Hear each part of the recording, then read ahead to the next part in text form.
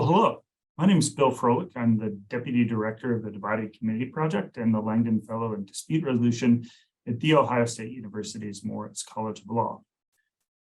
We at the Divided Community Project are delighted that you are going to participate in the Amory simulation in the coming days. The Divided Community Project is a project that seeks to support communities to identify and address issues tearing at their respective social fabrics. And we do that in a variety of ways by providing training, like through this simulation. We also provide mediation and conciliation services to those who accept or request it, and provide process guidance, some of which I hope you've taken a look at in advance of the simulation. What I want to do in this short video is briefly introduce the simulation. Even though you already have the general facts in front of you, I want to make sure that we go over them quickly. Talk a little bit about your roles and expectation for the simulation and go over a few guidelines. So let's get started with the Amory simulation and our simulations generally. The Divided Community Project has been creating simulations for almost a decade.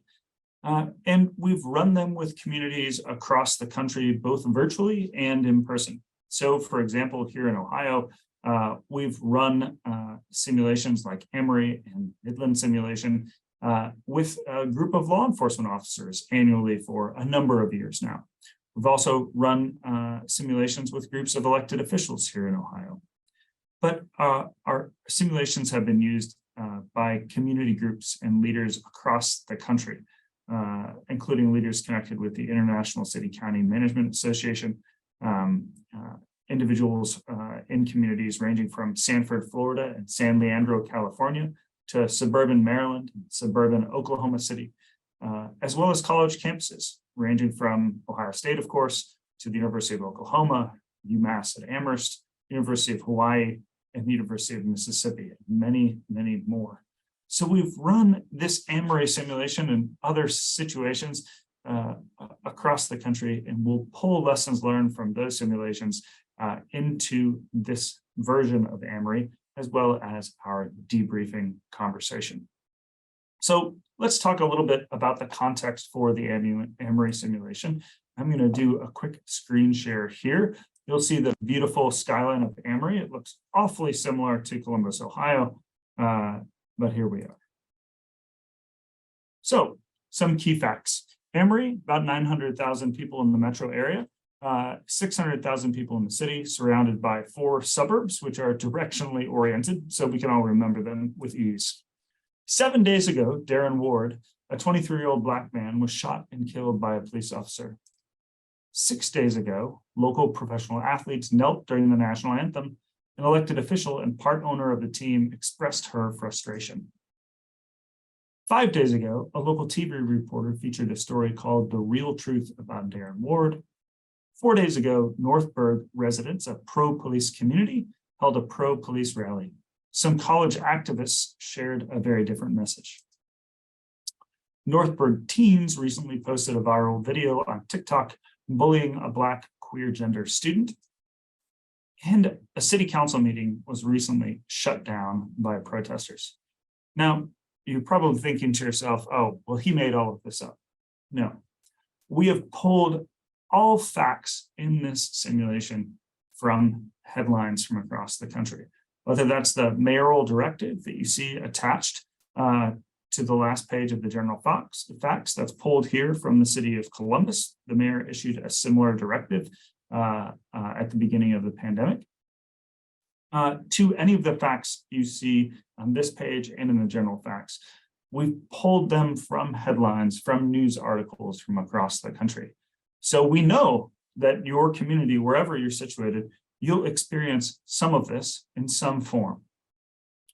So let's talk about who the players are in the simulation. Well, there are 2 rooms in most simulations, Amory simulations, that work concurrently. The first is what we call the mayor's room. The mayor, of course, as you read in the general facts, has called a meeting of a number of players. Those players are listed on the left-hand side, and they may vary depending on the number of participants we have from your organization participating in the Amory simulation. Concurrently, in most versions of the simulation, there will be a nonprofit leaders meeting. Some of those nonprofit leaders are listed on the right-hand side of the page. And the focus of that group will be to identify how to help the city move forward as a collective. And that meeting will be run by the Deputy Director of the Department of Neighborhoods. There are other roles listed at the bottom that might be involved in some simulations, again, depending on the number of individuals your group brings to the simulation. A couple of tips about your role. Again, we try to ground your roles in reality.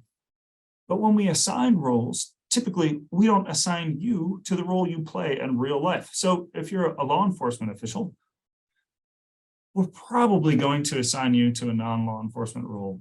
Why is that?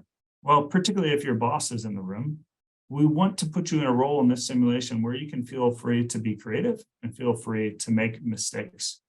So if you are a law enforcement leader and you've been assigned to an advocacy role, play the advocacy role as best as you can. Stay in that role. Feel free to make mistakes because you're not being judged on what you do as an advocacy leader, but try to stay there. And you might be thinking to yourself, well, I'm not an advocacy leader. I don't know what to do in this role. Sure you do. You've seen headlines. You've seen news. You may know many advocacy leaders from across the country. And advocacy leaders, if you're playing the mayor or law enforcement, you know what those roles are as well. You don't need to do outside research to play these roles. Just use the general facts and try to stay there. And if you have questions, of course, you can reach out to me or one of the other facilitators from the Divided Community Project. In fact, let's say hypothetically that you want to contact someone who's not listed here. Perhaps you want to talk to the governor. Well, find me, find someone from DCP, and you'll get your answer about how to call and contact the governor. All right. One final point on the assignment of roles. We hope by playing another role, you also develop a different perspective for what happens during a crisis. And some folks in prior simulations have found that valuable. One more quick slide in the screen share. Also want to briefly identify your respective tasks. In the mayor's room, you want to identify bullet points for the press conference that's coming up in 90 minutes after you start the simulation. And you want to begin to identify how to correct misinformation that's circulating in the community. Then you can address the other 4 bullet points if you have time. In the nonprofit room, the deputy director will lead you through a conversation about how to identify division, how the city should respond, how to heal division, and how your organizations can help and encourage unity. So I hope I've given you a quality introduction to the Amory simulation. If you have questions about the simulation, find me, find one of my DCP colleagues, and ask us before we get started, or pull us aside during the simulation and say, hey, Bill, what's this mean? Can you remind me? What's a organized bargaining unit in a law enforcement context look like? Just ask, okay? And we'll get there. A couple of final tips about the simulation. This is a little bit of an exercise in improv. So if someone says to you, the local newspaper is named the Columbus Dispatch or the Center State Dispatch, well, then go with it. Call the newspaper the Dispatch. Further, know that the simulation is going to change. We are going to introduce additional facts throughout the simulation in a couple of ways. That might be by, if we're doing it virtually, through a screen share, by sharing our screen and highlighting a slide from a PowerPoint that identifies that something has occurred in the community. It might occur by posting that on a screen in the room you're working in, or you might get a friendly note, handwritten or typed, from me to change your role, to alter what's happening in the room and to make it a bit more complicated. I want to thank you for your engagement in this simulation. I've had a lot of fun running these with perhaps a few dozen times over the past several years, both online and in person. And each and every time I learned something from the individuals that participated in it. So thank you for your engagement. And I look forward to facilitating the Amory simulation with you in just a few days.